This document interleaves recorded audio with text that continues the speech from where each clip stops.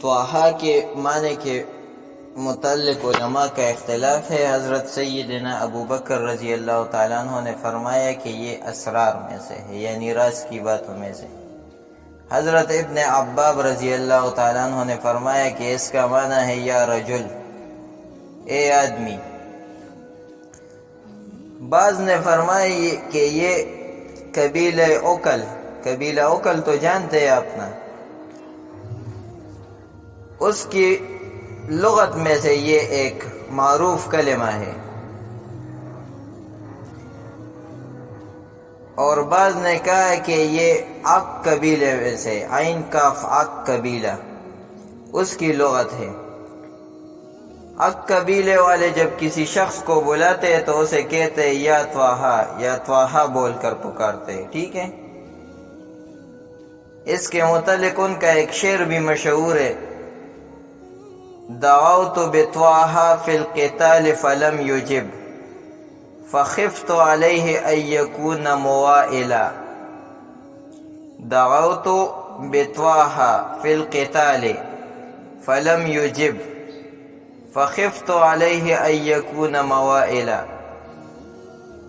میں نے اس کو طٰہٰ سے پکارا، قتال کے دوران اس نے جواب نہیں دیا، پس میں اس بات پر ڈرا، اس بات سے ڈرا کہ ایسا نہ ہو کہ وہ مائل ہونے والوں میں سے ہو گیا ہو، یعنی وہ اپنے قبیلے کو چھوڑنے والوں میں سے نہ ہو گیا ہو۔ سمجھ آئی؟ فخفت علیہ ان یکون موائلا۔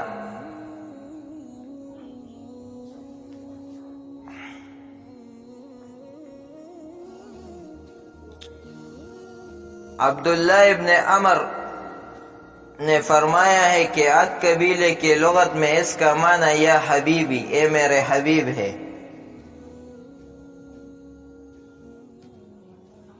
یہاں تک سمجھ آئی؟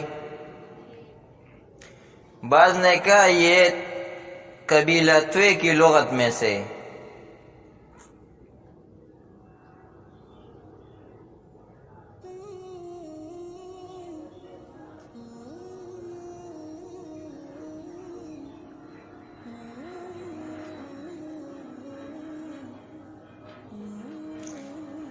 لیکن صحیح یہ ہے کہ عربی لغت سے بھی ہے یہ کلمہ، جیسا کہ ہم نے ذکر کیا کہ یہ عق، طوی اور اوکل قبیلے جو کہ یمنی لغت ہیں، ان میں سے بھی ہے اور عربی لغت میں سے بھی ہے۔ بعض علماء نے فرمایا یہ اللہ تعالیٰ کے اسماء میں سے ایک قسم ہے اور یہ قسم کے لیے ہے، اس کے ساتھ قسم اٹھائی گئی ہے۔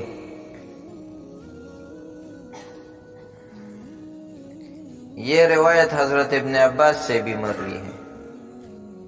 بعض نے فرمایا یہ نبی کریم صلی اللہ علیہ وسلم کا اسم مبارک ہے، اللہ تعالیٰ نے آپ کا یہ نام رکھا ہے جس طرح کہ محمد اللہ تعالیٰ نے ان کا نام رکھا ہے۔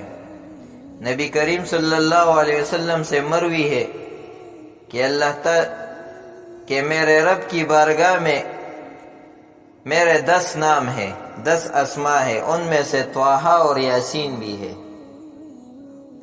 سمجھ آئی؟ بعض نے فرمایا یہ سورت کا نام ہے۔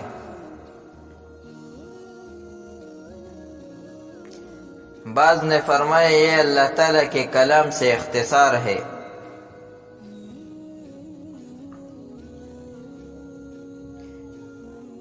اللہ تعالیٰ نے اپنے رسول نبی کریم صلی اللہ علیہ وسلم کو اس علم کے ساتھ خاص فرمایا۔ بعض نے فرمایا یہ حروف مقطعات ہیں، ہر لفظ کا ایک خاص معنی پر دلالت کرتا ہے۔ پھر اس میں بھی اختلاف ہے کہ اس میں طٰہٰ کس پر دلالت کرتا ہے اور ہا کس چیز پر دلالت کرتا ہے۔ بعض نے فرمایا طٰہٰ سے مراد شجرہ طوبہ ہے، اور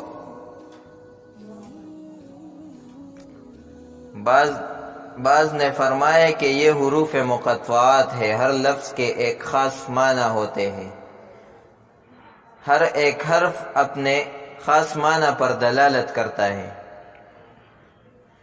تو پھر اس میں بھی اختلاف ہے. بعض نے کہا کہ طوا سے مراد شجرت طوبہ ہے اور ہا سے مراد نار، النار الحاویہ ہے.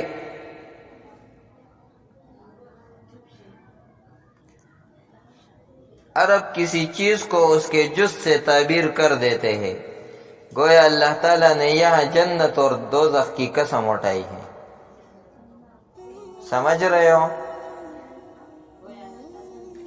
گویا اللہ تعالیٰ نے جنت اور دوزخ کی قسم اٹھائی ہے یہاں پر.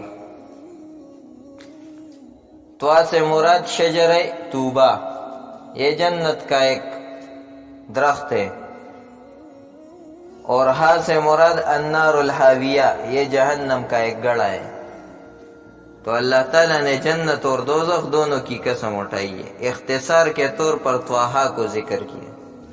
ٹھیک ہے. سعید ابن جبیر جو کہ ابن عباس رضی اللہ تعالیٰ عنہ کے شاگرد ہیں، انہوں نے کہا طوا سے مراد اللہ تعالیٰ کا اسم اعظم الطاہر ہے، اور ہا سے مراد اللہ تعالیٰ کا اسم اعظم الہادی ہے. بعض نے فرمایا طوا سے مراد طہارت، ہا سے مراد ہدایت.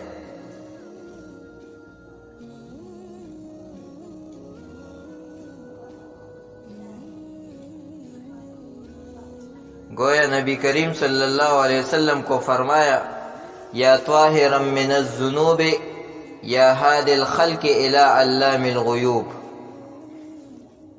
یا طاہرا من الذنوب یا ہادی الخلق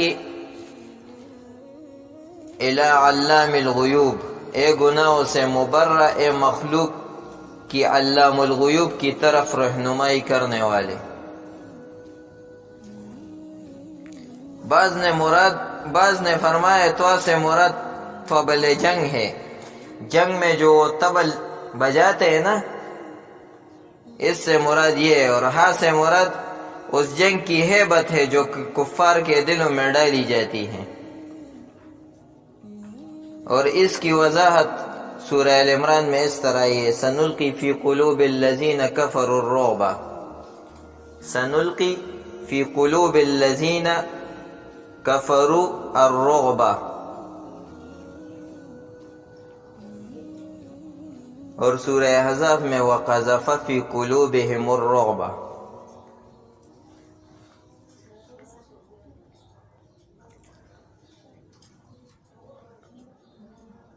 بعض نے فرمایا طوا سے مراد اہل جنت کا خوش ہونا ہے، اور ہا سے مراد دوزخیوں کا ذلیل ہونا ہے.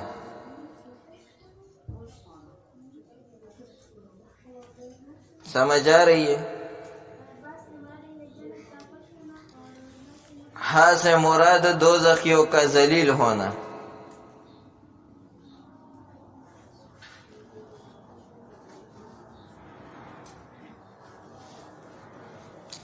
ایک قول یہ ہے کہ طٰہٰ کا معنی ہے مبارک،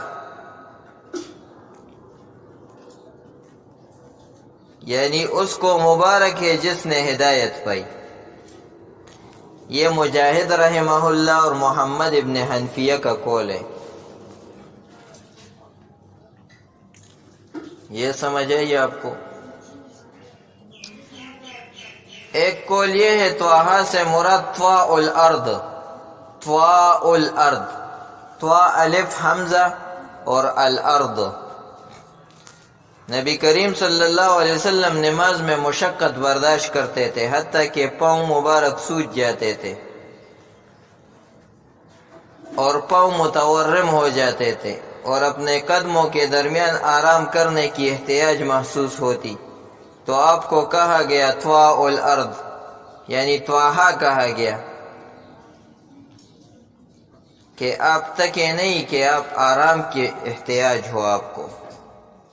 یعنی یہ رسول اللہ صلی اللہ علیہ وسلم کے لیے عبادت میں خفت کے طور پر نازل ہوئی.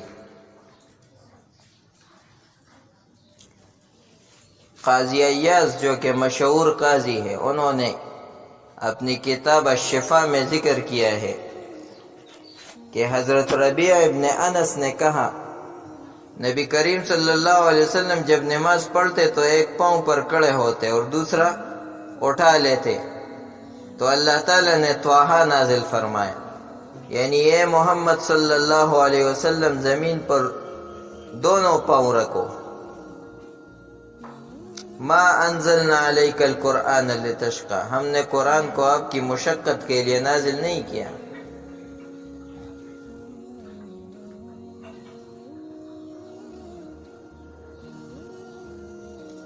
زمخشری نے کہا ہے تفسیر کشاف کے جو مصنف ہے زمخشری،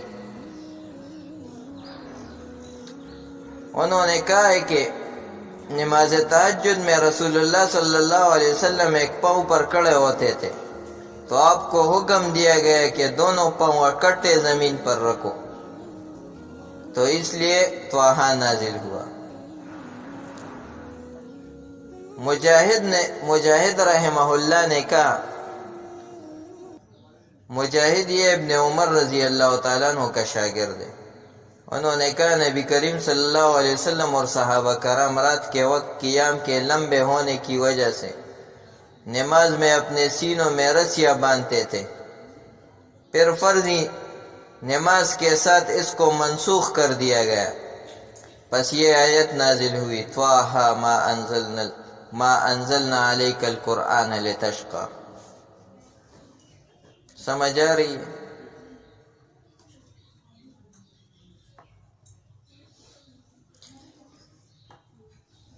مفسرین میں ایک مفسر ہے، اس کا نام کلبی ہے، کلبی۔ انہوں نے تفسیر ابن عباس کی روایت بھی کی ہے، یعنی وہ ان سے نقل ہے، اگرچہ حدیث میں یہ بہت ضعیف مانے جاتے ہیں، لیکن ان کی تفسیر قبول کی جاتی ہے۔ وہ کہتے ہیں کہ جب نبی کریم صلی اللہ علیہ وسلم پر مکہ میں وحی نازل ہوئی تو آپ نے عبادت میں بہت زیادہ کوشش کی اور عبادت میں شدت کی اور ساری رات قیام فرماتے تھے، حتیٰ کہ یہ آیت نازل ہوئی۔ اللہ تعالیٰ نے آپ کو اپنے نفس پر تخفیف کرنے کا حکم دیا، پھر آپ نماز بھی پڑھتے تھے اور آرام بھی کرتے تھے۔ اور احادیث سے بھی یہ بات ثابت ہے کہ رسول اللہ صلی اللہ علیہ وسلم نے فرمایا کہ میں سوتا بھی ہوں اور قیام بھی کرتا ہوں۔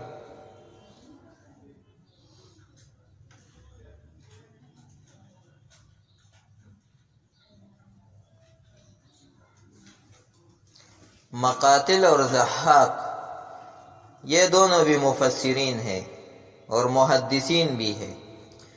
انہوں نے کہا جب نبی کریم صلی اللہ علیہ وسلم اور آپ کے اصحاب نماز کے لیے کھڑے ہوتے تھے تو کفار قریش کہتے ہیں یہ محمد صلی اللہ علیہ وسلم پر قرآن اس لیے نازل ہوا ہے تاکہ آپ کو مشقت میں ڈالے، تو اللہ تعالیٰ نے یہ آیت نازل فرمائی، طٰہٰ ما انزلنا علیک القرآن لتشقی۔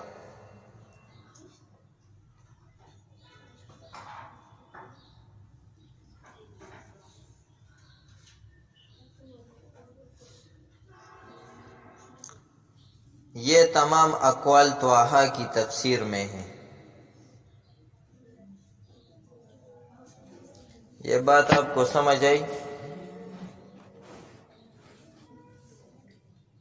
سورہ طٰہٰ فضائل و ندا خبر ادا حدیث مبارک تے عن ابی ابن کعب رضی اللہ تعالی عنہ عن النبی صلی اللہ علیہ وسلم قال من قرأ سورة طٰہٰ اغتوی یوم القیامت ثواب المہاجرین والانصار،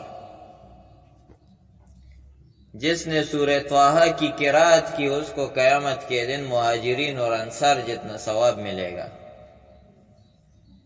یہ سورت حضرت عمر رضی اللہ تعالیٰ عنہ کے اسلام کا سبب بھی بنی ہے،